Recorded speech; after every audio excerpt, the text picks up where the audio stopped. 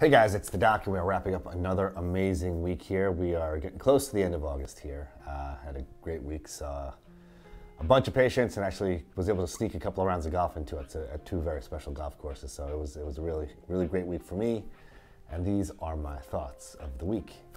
So this week, I have been thinking quite a lot about resilience and how resilience is important for anyone who has, and for anyone's path to success.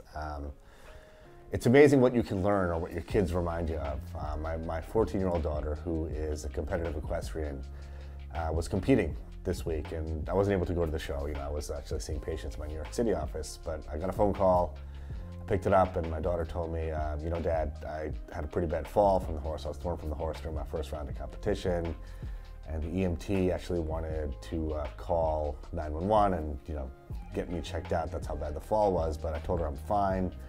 My parents are doctors. Just give them a call if you have any questions. But I really want to stay.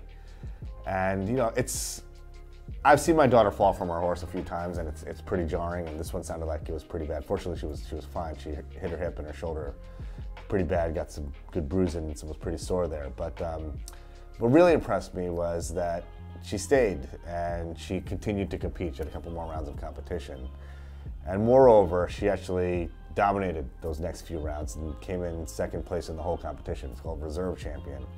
And she called me when she was done. She's like, Dad, you're not going to believe it. I really did great in the next few rounds, and I came in Reserve Champion. And I was so proud of her. I was so proud of her for one, kind of just staying to compete. It's really jarring when you fall off a horse. I've never fallen off a horse, but I've seen my daughter do it, and I see how traumatic it can be.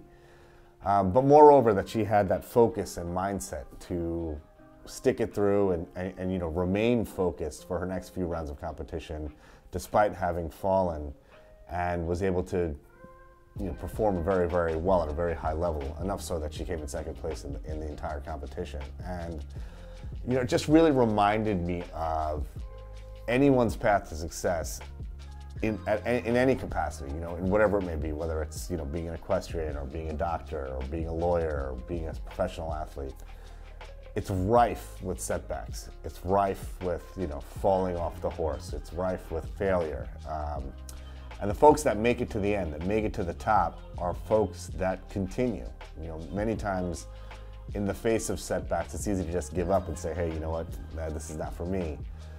But the folks that make it to the finish line are the folks that are willing to put up with setbacks, are willing to fight through it. And that old saying, get back on the horse, really rung true literally in my daughter's case, but it really is a lesson, a reminder for all of us. So I hope you'll have a wonderful, restful weekend.